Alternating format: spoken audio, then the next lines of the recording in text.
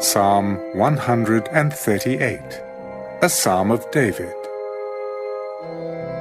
I will praise you with my whole heart. Before the gods, I will sing praises to you.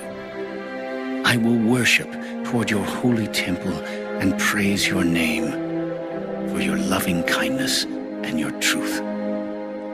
For you have magnified your word above all your name.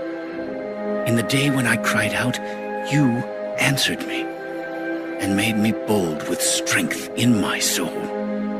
All the kings of the earth shall praise you, O Lord, when they hear the words of your mouth.